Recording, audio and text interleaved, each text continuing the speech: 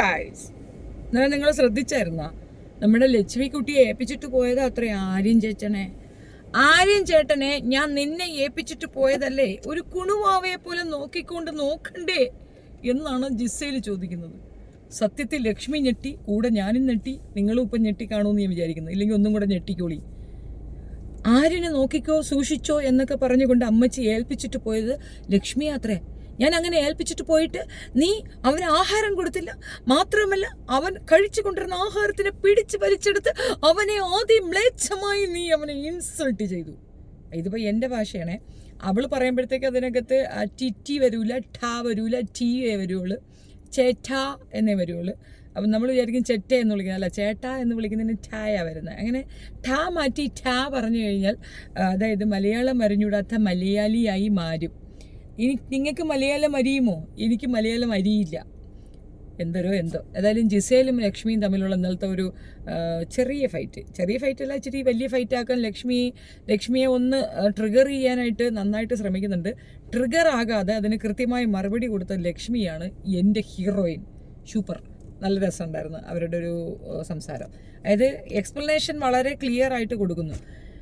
മാത്രമല്ല, ഞാൻ ഒരു പകുതി വരെ ഇവർ തമ്മിലുള്ള ഫൈറ്റ് ആയപ്പോഴത്തേക്ക് എനിക്കും തോന്നി ഇതെന്തിനാ ലക്ഷ്മി അവർക്ക് ഇങ്ങനെ ഇത്രയും എക്സ്പ്ലനേഷൻ കൊടുക്കുന്നത്. എത്ര എക്സ്പ്ലനേഷൻ കൊടുക്കേണ്ട കാര്യമൊന്നുമില്ല, ബോഡി വെച്ചിട്ടെന്ന് പറയേണ്ടതാണ്. പക്ഷെ ലാസ്റ്റിൽ പറയുന്നുണ്ട് ഇതൊരു ഗെയിം ഷോ മാത്രമാണ്, ഗെയിം കഴിഞ്ഞു, ഇനി അതിനെ കുറിച്ച് കൂടുതൽ വർത്തമാനങ്ങൾ പറഞ്ഞ് എന്നെ ഡിസ്റ്റർബ് ചെയ്യരുതെന്നുള്ള ഒരു ടേമിൽ ലക്ഷ്മി അത് പറഞ്ഞ് അവസാനിപ്പിക്കുകയാണ്. പക്ഷെ ആ പറഞ്ഞത് ഇനി ഭാഷ അറിഞ്ഞിടാത്തതുകൊണ്ടാണോ എന്തോന്ന് അറിയത്തില്ല, ഞാൻ ഞെട്ടിപ്പോയി. നിങ്ങൾ ഞെട്ടിയില്ലേ?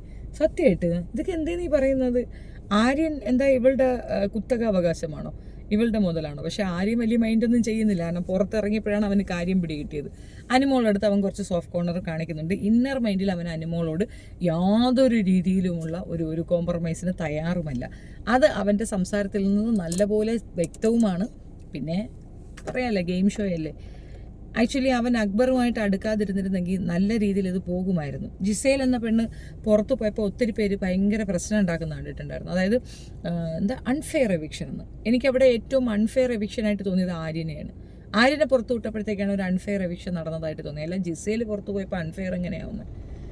പിന്നെ കുറച്ച് ഞരമ്പന്മാർക്കൊരു വിഷമം ഉണ്ടായിട്ടുണ്ടാകാം. ഇനി ഇതെല്ലാം അനുമോളുടെ തലയിലേക്ക് കെട്ടിവെക്കുന്ന പ്രേക്ഷകരോട് എൻ്റെ ഒരു ചോദ്യമാണ്. അവൻ തന്നെ പറഞ്ഞതല്ലേ ഒരു ഹണിമൂൺ വൈബ് തന്നെന്ന്.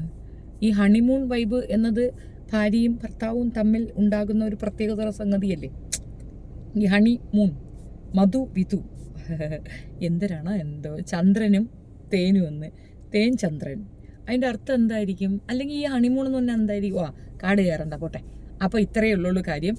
ലക്ഷ്മിയുടെ വായിരിക്കുന്നത് നന്നായിട്ട് അങ്ങ് വാങ്ങി പിടിക്കുന്നുണ്ട് ജിസേൽ. പക്ഷേ ജിസേലിൻ്റെ ചില നേരത്തെ ആറ്റിറ്റ്യൂഡ് കണ്ട കൊടുക്കൂടെ ഇതൊക്കെ എൻ്റെ ബിഗ് ബോസിൻ്റെ കുഞ്ഞോളാണ് അവളെന്നുള്ളൊരു തോന്നലാണ്.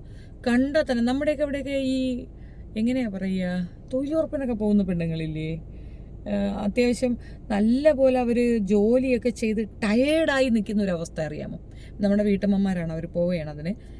അപ്പം രാവിലെ പോകുന്ന സീനല്ല ഞാൻ പറയണത്, തിരിച്ചു വരുന്നത്. ശരി അവരും പിന്നെയും ക്ലീൻ ഉണ്ടെന്ന് പറയും. അവരെ കാൽക്കുലേറ്റ് ചെയ്യേണ്ട. വേറെ ആരെ വെച്ച് പറയാം? ആക്ച്വലി ആകെ അലമ്പല ഈ നമ്മൾ ഈ പാലത്തിൻ്റെയൊക്കെ അടിയിൽ നിൽക്കുന്ന ഒരു പ്രത്യേകതര സംഗതിയില്ലേ, എനിക്ക് ഈ പെണ്ണുമ്പിളെ കാണുമ്പോൾ അതാ തോന്നുന്നത്. എനിക്കറിയത്തില്ല അതെങ്ങനെയാ പറയാ.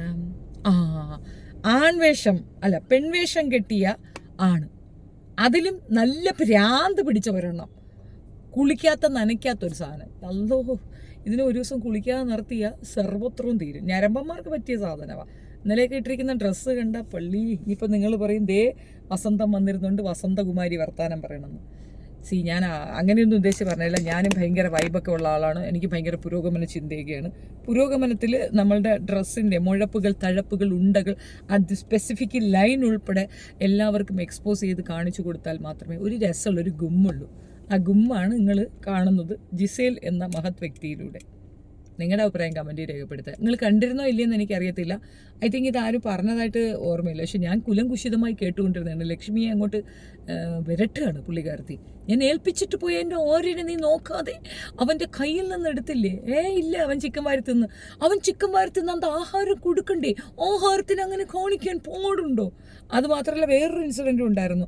അനുമോളടുത്ത് താങ്ക്സും സോറിയും പറയേണ്ട ആരുടെ അടുത്തെന്ന് ചോദിക്കുമ്പോഴത്തേക്ക് നീ പുതപ്പിൻ്റെ അടിയുടെ കാര്യം പറയടി. പുതപ്പിൻ്റെ അടിയിൽ എന്ത് കാര്യം പറയണോടി നിൻ്റെ അടുത്ത്? പുതപ്പ്, പുതപ്പിൻ്റെ അടിയിൽ നീ അവനും കൂടെ കാണിച്ച ഡിസ്കോ പറയണോ ഞങ്ങൾ? അയ്യോ. അല്ല, അത് ഈ കൊച്ചു അറിഞ്ഞില്ലേ എന്തോ? ബിഗ് ബോസ് അതിൻ്റെ ആ ഒരു സാധനം പുറത്തു വിട്ടല്ല. പുതപ്പെടുക്കുന്നു, മേളിലോട്ട് കയറുന്നു, പുതപ്പിൻ്റെ അകത്ത് 3 പുതപ്പ് വെച്ച് നിങ്ങൾ കാണിച്ച് സർവ്വ സർക്കസും അനിമോള് പുറത്തേക്ക് കൊണ്ടുവന്ന് തന്നിട്ടുണ്ടായിരുന്നു. ഞങ്ങളത് കണ്ട് മകിഴ്ചി അടഞ്ഞിട്ടുമുണ്ടായിരുന്നു. ഇന്നലേക്ക് ഇവർ തനിച്ച് കിടന്ന് എന്താവും? ആൾ ബാഹുല്യം കൂടിയത് കൊണ്ടായിരിക്കാം. എല്ലാവരും പറഞ്ഞു വിട് ബിഗ് ബോസ്, ഇവർ രണ്ടുപേരും ഇവിടെ നിൽക്കട്ടെ. 5-6 പുതപ്പും കൊടുത്തോ. പുതപ്പിൻ്റെ അടിയിലെങ്കിൽ പുതപ്പിൻ്റെ അടിയിൽ കാണാമല്ലോ. ഞരമ്പന്മാർക്കൊരു സമാധാനമാകട്ടെ. Unfair eviction. എടാ, അത് പോൺ വീഡിയോ ഓയോ റൂമൊന്നും അല്ലത്, അത് ബിഗ് ബോസ് ആണ്. ഏതായാലും ആദ്യമായിട്ടാണ് ഒരു ക്ലീൻ ആയിട്ടുള്ളൊരു ബിഗ് ബോസ് ഞാൻ കാണുന്നത്. Full of fun, full of enjoyment. ഇത്രയും സ്പീഡിൽ ഇത് തീർന്നു എന്ന് ഓർക്കുമ്പോൾ സങ്കടം വരുന്നു സത്യമായിട്ടും. ഇത്രയും എൻജോയ് ചെയ്ത് കണ്ട ഒരു ബിഗ് ബോസ് ഇല്ല. Season 7 too good, super. ഒറ്റ കാര്യം, അതിജീവിത എന്ന പേര് കൊടുക്കാൻ പറ്റിയ ഒരാൾ അവിടെ ഉണ്ടായി, അതും സൂപ്പർ. ഇതിനെ ഓവർകം ചെയ്യാൻ കപ്പാസിറ്റി ഉള്ള ഒരു വ്യക്തി അനിമോൾ. ഇത്രയധികം പേര് ചുറ്റും നിന്ന് ആക്രമിക്കുമ്പോൾ മിണ്ടാതെ സംസാരിക്കാതെ പല രീതിയിൽ കുത്തുവാക്കുകൾ പറയുമ്പോൾ അവർക്കിടയിൽ ചിരിച്ചുകൊണ്ട് ക്യാമറയെ ഫേസ് ചെയ്യാൻ കഴിയുക എന്ന് പറയുന്നത് ബ്രില്യൻറ്റ്. അവൾ സർവൈവൽ സൂപ്പർ. അവളാണ് ശരിക്കും പറഞ്ഞ പെണ്ണ്. Thank you. ഇനിയിപ്പോൾ അനിമോളെ പുകഴ്ത്തിയെന്ന് പറഞ്ഞാൽ അടുത്തത് വരും. എന്തായാലും നിങ്ങൾ വീഡിയോ കാണുകയല്ലേ, കണ്ട ഇഷ്ടപ്പെട്ട ലൈക്ക് തരണേ. നിങ്ങളെല്ലാവർക്കും ലൈക്കും കമൻറ്റും ഒക്കെ കൊടുക്കുന്നില്ലടേ, എനിച്ചൂടെ തരണേ. ഞാൻ പാവമാണ്. എനിക്കും മലയാളം അത്ര വശമില്ല, ഞാനും മലയാളം ഇങ്ങനെ പരിയറ്റില്ല. ഓക്കെ സെറ്റാ, പോട്ടെ. Thank you. കൂടുതൽ വിശേഷങ്ങളുമായി വീണ്ടും കാണാം.